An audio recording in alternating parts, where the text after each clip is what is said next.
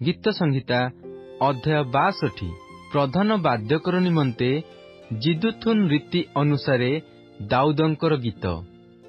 ମୋହର ପ୍ରାଣ କେବଳ ପରମେଶ୍ୱରଙ୍କର ଅପେକ୍ଷା କରଇ, ତାହାଙ୍କଠାରୁ ମୋହର ପରିତ୍ରାଣ ଆସଇ।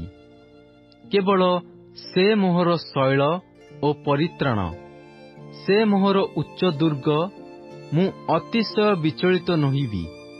ନଇଁ ପଡ଼ିଥିବା କାନ୍ଥ ଓ ଟଳଟଳ ପ୍ରାଚୀର ତୁଲ୍ୟ ଜଣେ ମନୁଷ୍ୟକୁ ବଧ କରିବା ପାଇଁ ତୁମ୍ଭେ ସମସ୍ତେ କେତେ କାଳ ଲାଗିଥିବ?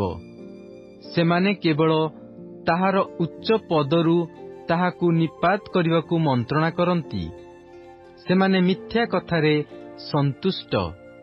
ସେମାନେ ମୁଖରେ ଆଶୀର୍ବାଦ କରନ୍ତି, ମାତ୍ର ଅନ୍ତରରେ ଶାପ ଦିଅନ୍ତି।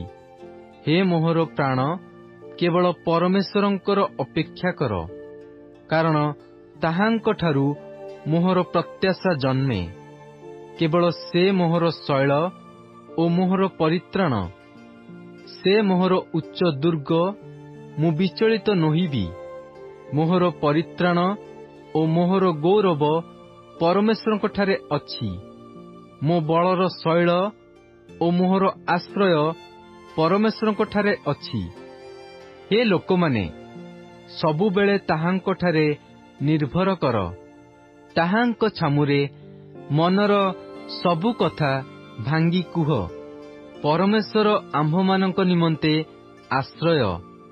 ନିଶ୍ଚୟ ସାମାନ୍ୟ ଲୋକେ ଅସାର ଓ ମାନ୍ୟ ଲୋକେ ମିଥ୍ୟା।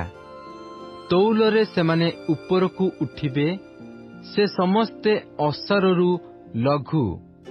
ଦୌରାତ୍ମ୍ୟରେ ନିର୍ଭର ରଖ ନାହିଁ ଓ ଅପହରଣରେ ଦର୍ପୀ ହୁଅ ନାହିଁ। ଧନ ବଢ଼ିଲେ ତହିଁରେ ମନ ଦିଅ ନାହିଁ। ପରମେଶ୍ୱର ଥରେ କହିଅଛନ୍ତି, ଆମ୍ଭେ ଦୁଇଥର ଏହା ଶୁଣିଅଛୁ ଯେ ପରାକ୍ରମ ପରମେଶ୍ୱରଙ୍କର ଅଟଇ। ଆହୁରି, ହେ ପ୍ରଭୁ, ତୁମ୍ଭଠାରେ ଦୟା ଥାଏ, କାରଣ ତୁମ୍ଭେ ପ୍ରତ୍ୟେକ ମନୁଷ୍ୟକୁ ତାହାର କର୍ମାନୁସାରେ ଫଳ ଦେଉଅଛ।